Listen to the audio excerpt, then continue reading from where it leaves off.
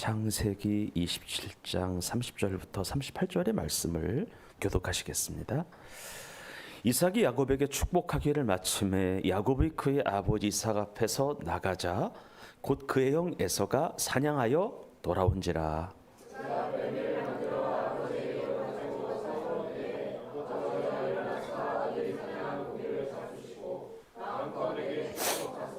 그의 아버지 이삭이 그에게 이르되 너는 누구냐? 그가 대답하되 나는 아버지의 아들 곧 아버지의 맏아들 에서로소이다.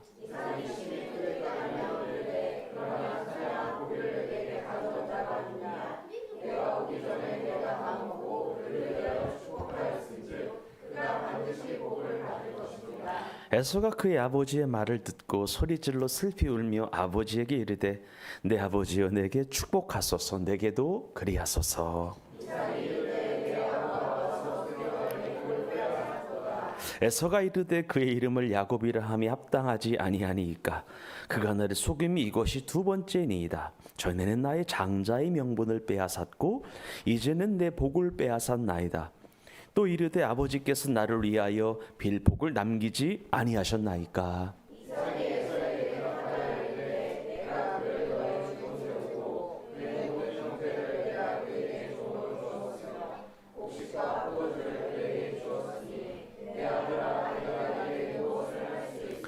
우리 함께 읽습니다. 에서가 아버지에게 이르되 내 아버지여 아버지가 빌복이 이 하나뿐이리이까 내 아버지여 내게 축복하소서 내게도 그리하소서 하고 소리 높여 오니 아멘. 우리 한 번만 더 인사하겠습니다. 하나님 말씀에 은혜 받읍시다. 은혜 받읍시다. 오늘은 이런 하나님의 말씀은 변기할 수 없습니다라고 하는 말씀을 갖고 은혜를 좀 나누려고 하는데 조금 타이트하게 빨리 진행할게요. 잘 따라와 주시기를 바랍니다. 바로 시작을 하겠습니다. 하나님께서는 아브라함에게 사라를 아내로 주신 것처럼 그의 아들 이삭에게도 리브가라고 하는 아내를 선물로 주셨습니다. 그래서 이삭과 리브가는 하나님의 뜻에 따라 결혼을 하게 되었고 하나님께서 이 둘을 사랑하셔서 결혼한 지 얼마 되지 않아 자녀들을 선물로 주셨죠. 그런데 참 놀랍고 감사한 것은 놀랍고 신기한 것은요. 하나님께서 리브가의 태중에 주신 아이가 쌍태였어요. 뭐였다고요? 쌍태가 뭐죠? 쌍둥이였다라고 하는 거예요. 자식은 여호와의 주신 기업인데요. 태열매는 그의 상급이라고 하신 주님 말씀처럼 하나님께서는 이삭과 리브가에게 자녀를 주셨는데 그것도 쌍둥이를 하나님이 주신 겁니다. 그리고 이삭과 리브가 부부가 하나님 앞에 더 감사할 수밖에 없었던 이유가 있었습니다. 뭐냐면 그의 아내가 임신하지 못함으로 따라합시다. 하나님께 구하여 얻은 자식이라서. 그러니까 아브라함의 아내 사라도 임신했는데 하나님 앞에 기도해서 주셨잖아요. 그러니까 이삭도 이것이 내려온 거죠. 그래서 이삭의 아내 리브가도 잉태가 되지 않아 하나님 앞에 구하여 얻은 자식이기 때문에 그것도 쌍둥이를 주셨기 때문에 하나님 앞에 감사를 했어요. 그런데 태중의 아이들이 엄마 뱃속에서 막 자라는 중에 어머니 리브가가 묘한 기분이 드는 거예요. 그런데 이 느낌이 좋은 느낌이 아니었던 거예요. 싸한 거예요. 왜냐하면 보통 엄마들은 아이의 태동을 통해서 뭔가를 느끼는 것이 있는데 자기 뱃속에 있는 쌍둥이 아이들이 태중에서부터 싸우는 거예요. 이것이 태동을 통해서 느껴지는 겁니다. 알력 다툼을 하는 거. 아마도 리브가는요 성령의 감동으로 아이가 뱃속에서 싸우는 것을 느꼈던 것 같은데 뱃속에서부터 태어나서도 아니고 이 안에서부터 막 싸우기 시작하는 거예요. 그러면서 리브가는 자기 자식들이 뱃속에서부터 막 서로 치고받고 싸우는 것을 보면서 어찌할꼬 막 탄식하면서 하나님 앞에 물어보게 됩니다. 하나님, 도대체 어떻게 하면 우리 아이들이 뱃속에서부터 서로 싸울 수가 있는 겁니까? 이게 말이 되는 거예요, 하나님? 태어나서 이 땅에서 태어나자마자 출생한 이후에 뭐 싸우고 뭐 치고받고 하는 거 뭐 그렇다 치더라도 하나님 이게 뱃속에서부터 싸우는 것이 말이 돼요? 도대체 안에 있는 하나님의 섭리가 무엇입니까? 라고 기도를 하는 거예요. 여러분 부모 입장에서 생각해 봤을 때에 아이가 태중에서부터 서로 싸우고 있으면 걱정되지 않겠어요? 염려가 되지 않겠어요? 그러면서 계속해서 이 안에 있는 하나님의 섭리와 계획을 리브가 부부는 하나님 앞에 여쭙게 됩니다. 그리고 나서 시간이 흘러요. 하나님께서는 걱정하며 기도하는 리브가에게, 이삭에게 뱃속에 있는 아이들을 향한, 한번 따라합시다, 하나님의 섭리와 계획을 말씀하시다. 이렇게 말씀을 하세요. 25장 23절인데 크게 읽겠습니다. 시작.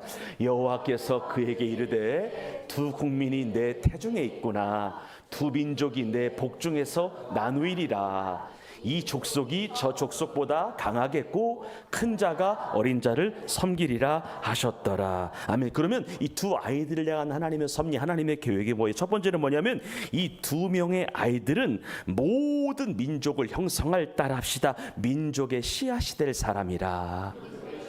앞으로 거대한 민족을 이룰 씨앗, 그러니까 한 집안의 시조 같은 역할을 감당하게 된다는 거예요. 그런데 두 명의 아이들이 가진 힘의 차이가 있다 없다? 있다는 거예요. 정도의 차이가 있다는 거예요. 그러면 어떤 차이냐는 거예요.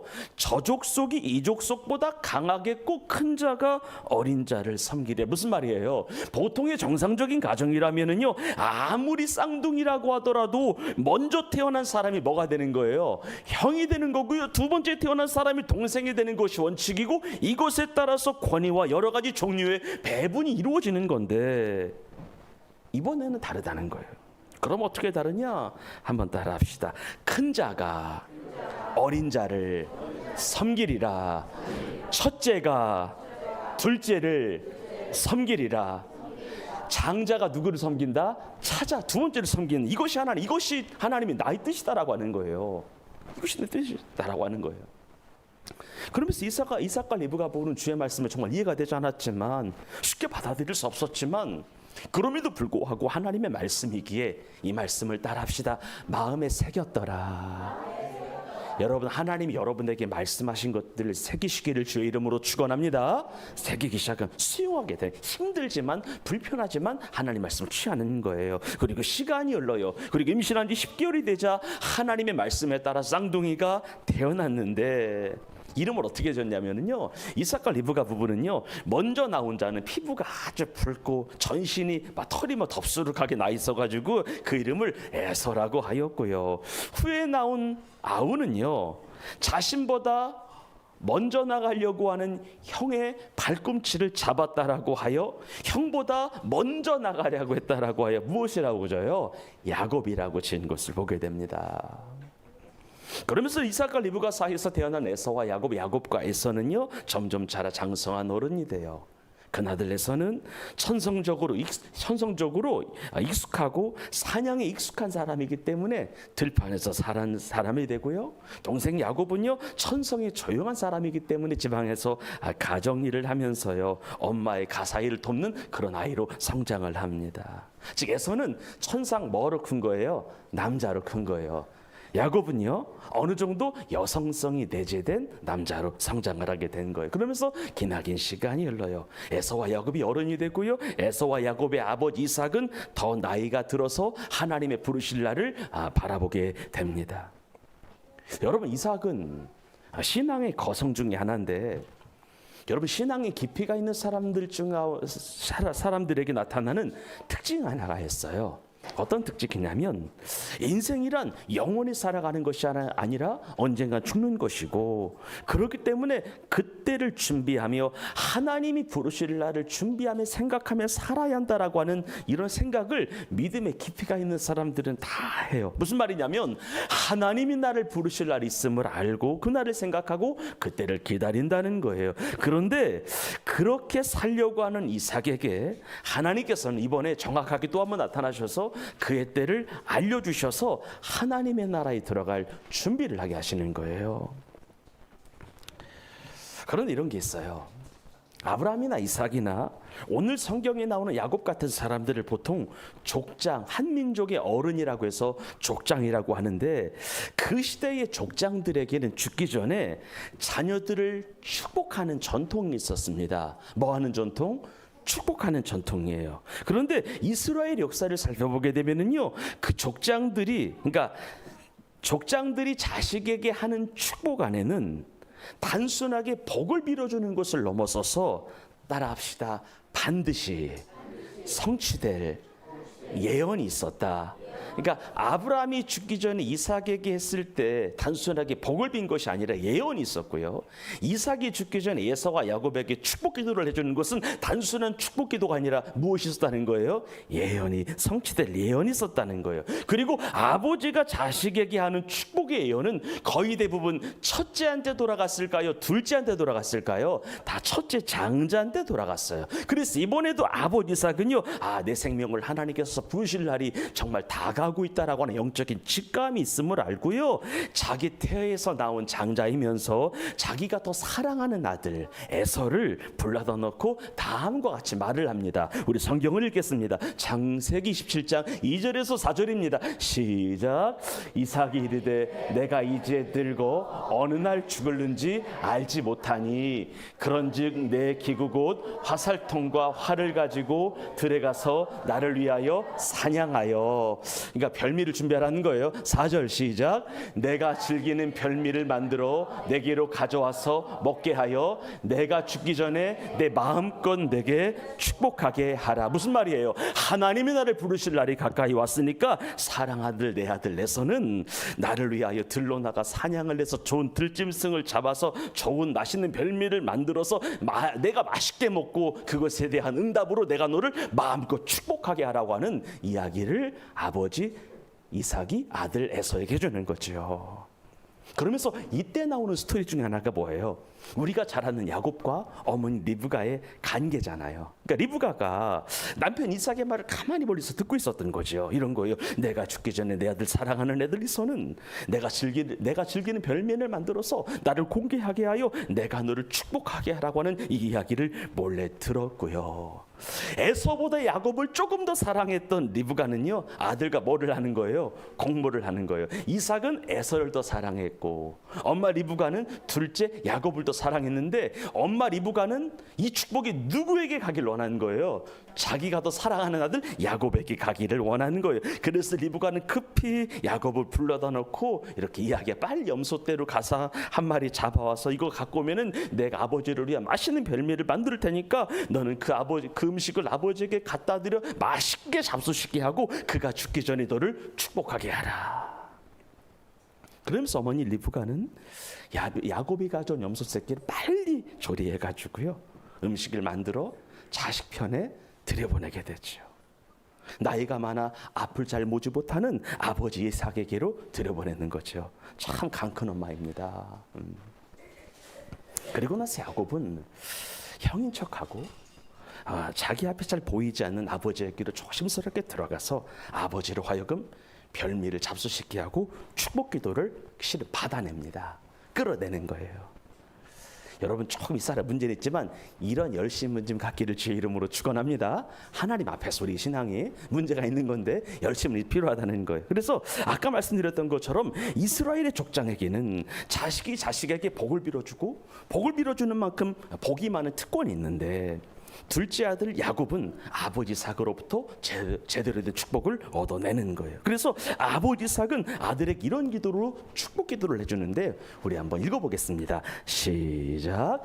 그가 가까이 가서 그에게 입맞추니 아버지가 그의 옷에 향취를 맡고 그에게 향취를 맡는다라고 하는 것이 이것이 첫째 아들이냐 둘째 아들이냐 뭐 하는 작업이에요?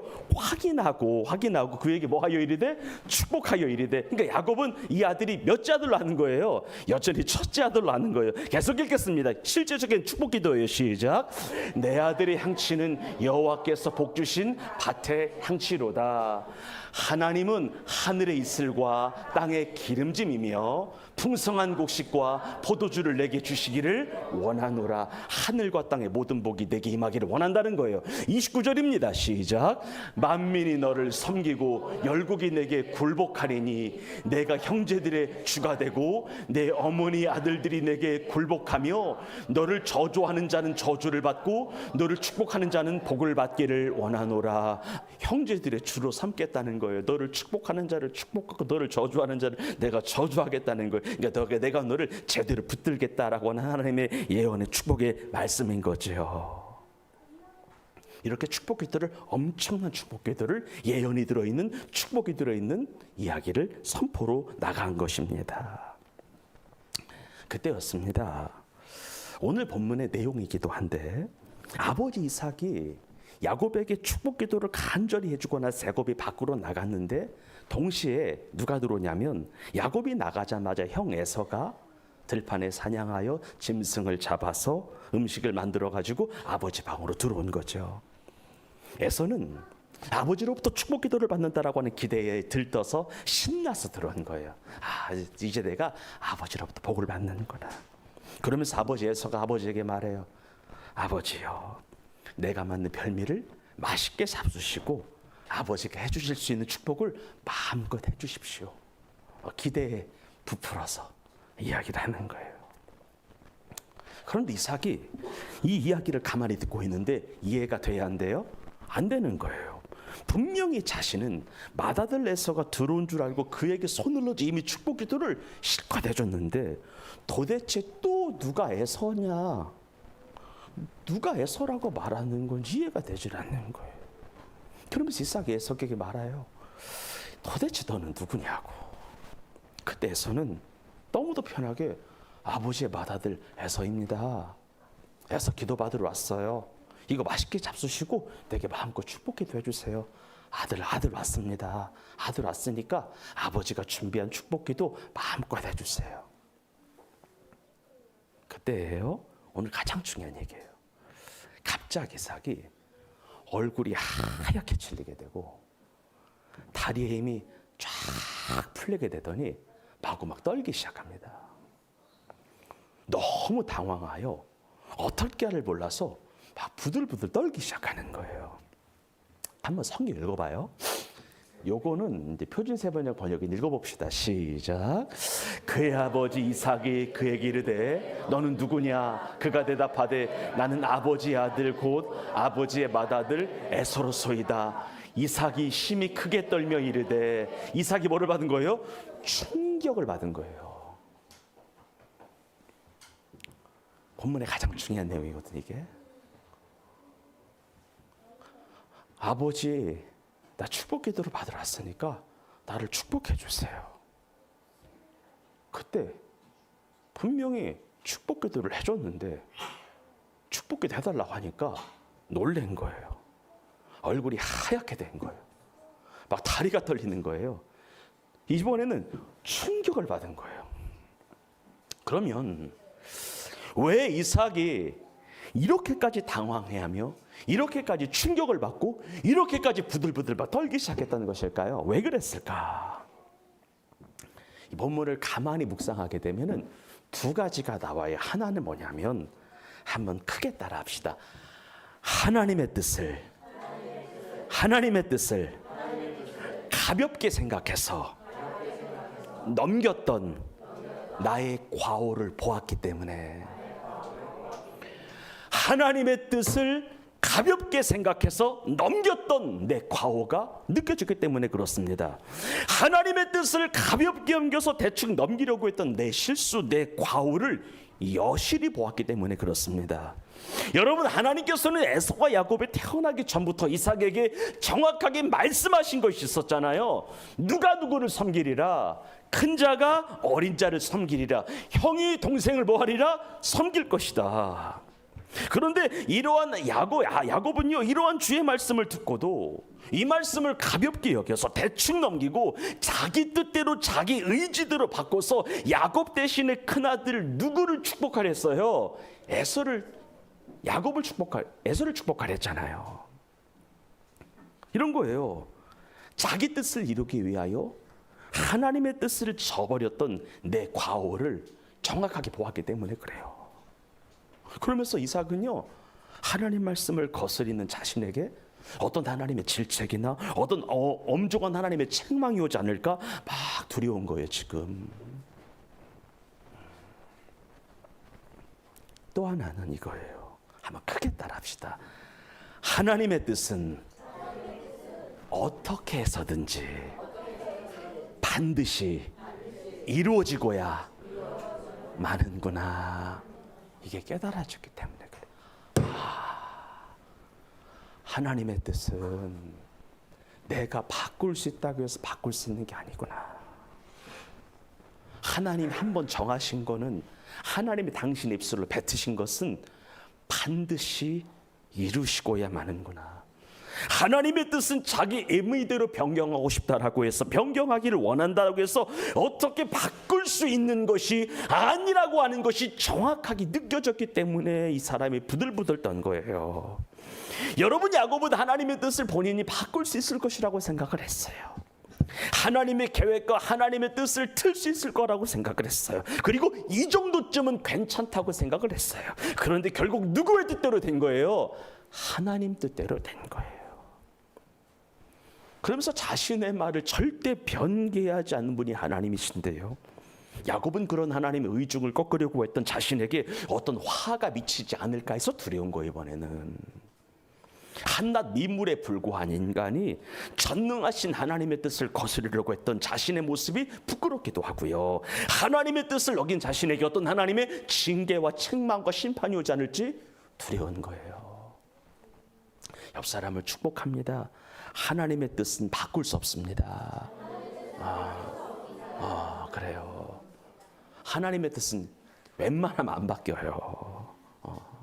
안 바뀐다는 거예요. 여러분 잘 봐요. 이삭은요, 그 전부터 큰 자가 어린 자를 섬길 것이다, 형이 동생을 섬길 것이라고 하는 이 주의 말씀을 모르지 않았습니다. 알았어요. 말씀을 몰라서 에서를 축복하려고 한 게 아니야. 알면서 한 거예요. 여러분, 이삭은요 그 전부터 알고 있었어요. 맏아들 에서가 동생 야곱을 섬길 것이라고 하는 것을 알고 있었어요. 그리고 하나님이 주신 몇 가지 사인이 있었어요. 뭐냐면, 야곱과 에서가 태어나기 전부터 하나님께서는 이삭과 리브가에게 정확하게 말씀하셨잖아요. 누가 누구를 섬기리라? 큰 자가 어린 자를 섬긴다, 작은 자가 큰 자를 섬기는 것이 일반적이지만 너희 가정은 큰 자가 어린 자를 섬긴다. 그리고 이런 것도 있었잖아요. 아버지 이삭은요, 맏아들 에서가 장자의 명분을 가볍게 생각해가지고 떡과 팥죽 한 그릇에 장자권을 누구에게 넘겼어요? 동생에게 넘긴 사실도 알고 있었어요. 하나님의 뜻이 이루어지고 있는 거구나, 느꼈어야 되는 거야. 그리고 이런 것도 있었잖아요. 이삭은요, 에서가 이방 여인과 결혼했거든. 엘론의 딸 바스맛을 취하여 결혼을 했어요. 그러면서 부모의 마음에 근심을 끼쳤어요. 옆 사람을 축복합니다. 믿는 자와 결혼시켜야 합니다. 이미 결혼하고 있으니까 여러분 알고, 믿는 자와 결혼시켜야 합니다. 루아가 꼭 믿는 자도 만나야 되는 거예요. 기찬이시니까 믿는 자 만나야 되는 거예요. 근데 이삭은 알았거든요. 분명히 야곱도 믿는 자, 에서도 믿는 자로 만나야 되는데, 에서가 엘론의 딸 바스맛이 이방 여인이었거든요. 그래서 이방 여인과 결혼을 하는 거야. 그 지 마음대로, 그러니까 식장 다 잡아놓고 요즘 통보하는 거 있죠. 여러분 그거 하지 마시기를 주의 이름으로 축복합니다. 그래도 여러분 과정이 있어야 되는 거예요. 그래서 여러분들, 이방 여인을 취함으로 얘가 내 뜻을 벗어나네? 이걸 보면서 하나님 예비하신 진짜 장자는 첫째구나 둘째구나라고 하는 것을 알았어야 되는 거지, 사람이. 하지만 그 자식 사랑이 뭔지, 이삭은 누구를 더 사랑해가지고? 에서를 더 사랑해가지고 하나님의 뜻을 바꾸려고 했잖아요. 여러분들, 하나님께서는요, 한 사람 한 사람을 향한 계획이 있습니다. 진짜 있어요. 옆 사람을 진짜 축복해요. 당신을 향한 분명한 계획이 있습니다. 우리 아멘 합시다. 근데 그 계획이 나쁜 계획이 아닙니다. 우리 장자매 얼굴이 되게 오늘 화사하네요. 좀 얼굴이 너무 좋네요. 확 느껴져가지고. 한 사람 한 사람은 계획이 있습니다. 진짜 좋은 계획이 있습니다. 이 계획은 근데 변하지도 않습니다. 물론 그 하나님의 뜻은요, 그 뜻의 성격이나 무게나 종류에 따라서 또한 우리의 기도와 간구를 통하여 약간 변경이 가능하기도 하고, 하나님께서는 당신의 뜻을 살짝 돌리시는 경우도 있지만, 일반적인 하나님의 뜻은 변개함이 있다 없다? 없다는 거예요. 그런데 우리의 문제가 뭐냐? 이삭처럼 하나님의 뜻을 자꾸만 바꾸려고 한다는 거죠. 자꾸만 바꾸고 싶은 거예요. 하나님이 명하셨으면 그것이 원칙이고 그것이 법인데, 그것이 생명인데, 인간은 하나님의 법을, 하나님의 생명의 법을 내 생각과 내 뜻대로 바꾸려고 하는 거예요. 내 뜻대로 고집을 피우는 거예요. 그래서 잘 들으세요.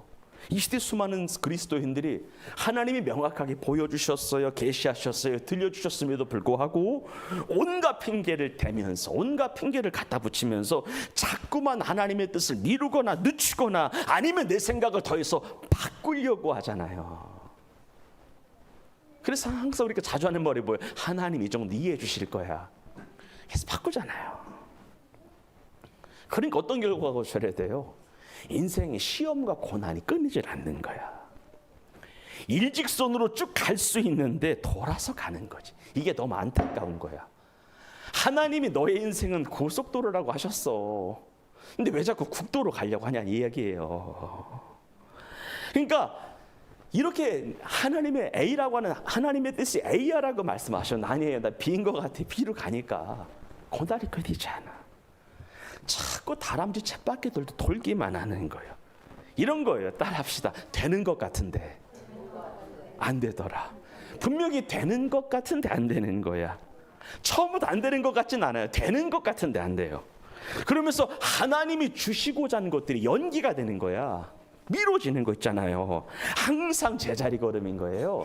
진도가 없어. 성장이 없어. 평생 믿어도 안 돼. 평생 믿어도 내 믿음의 진보와 성장이 없는 거예요. 그러니까 평생을 믿어도 잘 들어요. 상처받지 마. 대신에 별 볼 일이 없어. 평생을 믿어도 이렇다한 열매를 내놓을 수가 없네. 평생을 믿어도 잘 들어보세요, 여러분들. 하나님이 살아계시다라고 말할 수 있는, 하나님이 살아계시다라고 확신 있게 고백할 수 있는 그런 인생이 못 돼. 야, 자식한테 말할 수 있을 때 있잖아. 아무개야, 내가 인생 살아보니까 하나님 살아계시더라 라고 말할 수 있는데 인생 되기를 주의 이름으로 축원합니다. 그런 인생 되어야 되지 않겠어요? 셀 모임한테, 셀 리더들, 셀원들한테 내가 지금까지 신앙생활을 해보니까 하나님 시퍼렇게 살아계시더라 라고 간증할 수 있는 자가 되기를 주의 이름으로 축복합니다. 이게 별 볼 일이 있는 인생인 거예요. 여러분 잘 봐요. 만일 이삭이 큰 자가 어린 자를 섬기리라고 하시는 이 말씀을 일찍 받아들이고 일찍 수용하여 첫째 장자 에서로 하여금 일찍부터 하나님의 뜻을 막 알려줘서 지도했다면, 그래서 자연스럽게 에서로 하여금 동생 야곱을 섬기는 것이 하나님의 뜻임을 받아들이겠다면 에서와 야곱이 원수 관계가 됐을까 안 됐을까? 안 됐을 수도 있어요. 안 됐을 수도 있어요. 하지만 어떻게 해서든지 하나님의 뜻을 바꿔보려고 하는 이삭의 고집이 두 아들 에서와 야곱 사이를 갈라놓은 것도 있어요. 틀어진 거지. 혈육을 평생 미워하게 된 것입니다.